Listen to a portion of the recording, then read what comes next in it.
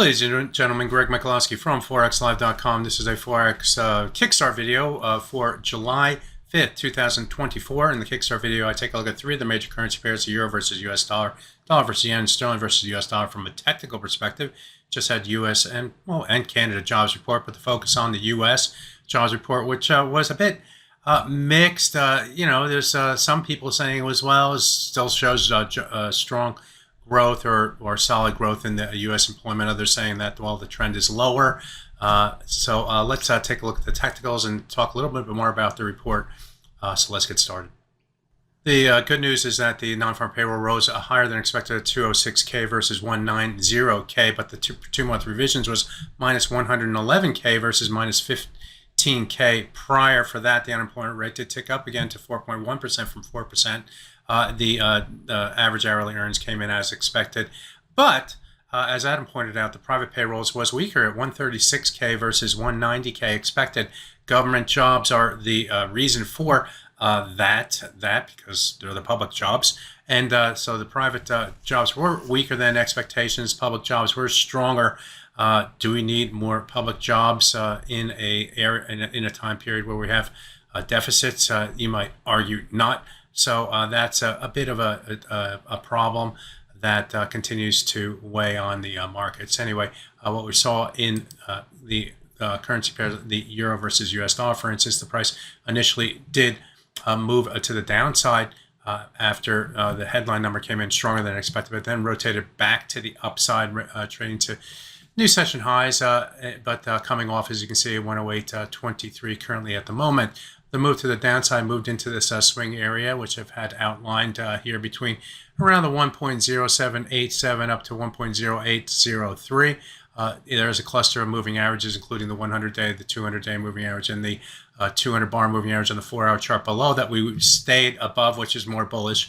So the buyers are more in control here, and you can see that for this week, we've also moved higher after these three lows that we saw over the last three trading weeks. Formed this somewhat triple bottom down here before starting its move to the upside and continuing that move to the upside and trading here this week.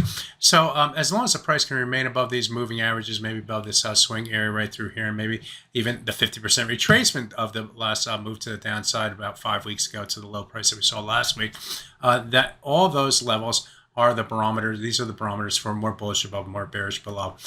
We are above the 61.8%, 1.08197. Stay above that level would be even better from a technical perspective, but we could see ups and downs as the market kind of digests this data, waits for the U.S. Stock market to open, and see how all that plays out. On the top side, I have a little short swing area up here, just developed over this time period back here before the move to the downside between 1.08 around 5.2 up to 6.1 or 6.2. Get above that level, and we start to look toward other higher levels that we've seen over the last few months of trading here in the euro versus US dollar. So buyers in control in that currency pair. We'll see if they can keep control above things like the 61.8% retracement and more conservative risk down to the 200 bar moving average on the 4-hour chart up to 1.07845.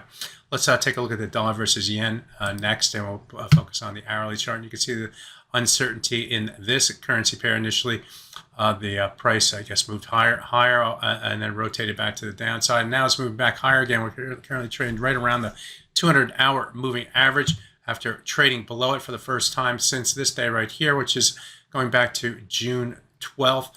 So that was a break that should have kept the sellers in charge, and you can see the price did try to stay below that level, but now, as you can see, we're trading just above that level right now. So we could have a failure here in the dollar versus yen as the market figures out what it wants to do. But that what it wants to do, and the interpretation of the jobs day payroll or the payroll data may also keep a lid on this pair as the market doesn't know which way it wants to go.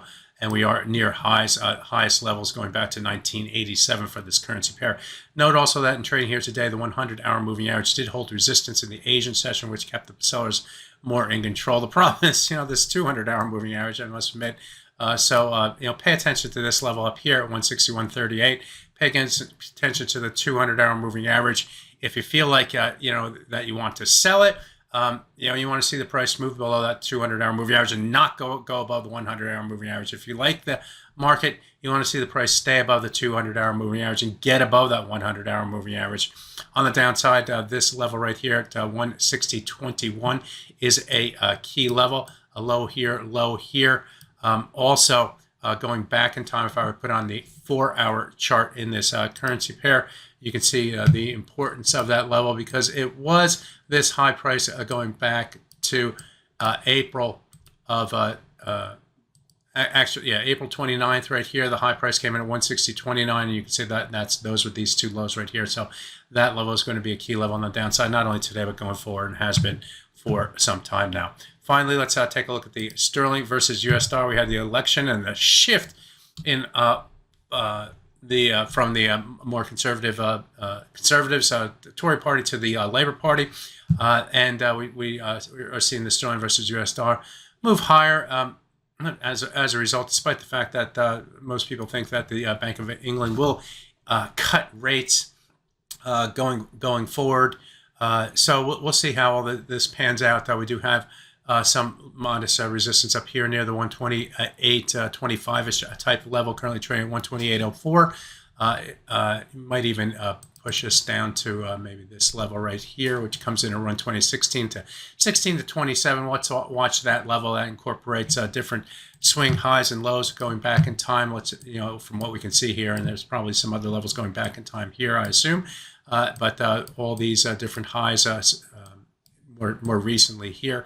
We did move above that area through here on the spike, but fell short of our high price right here, and then rotated back to the downside through here. So watch the 128.27 up to 128.16 level as a key barometer for the sterling versus US dollar going forward. If we do break above those levels, so maybe they're cheering on change in the UK political picture and a lower US dollar as well.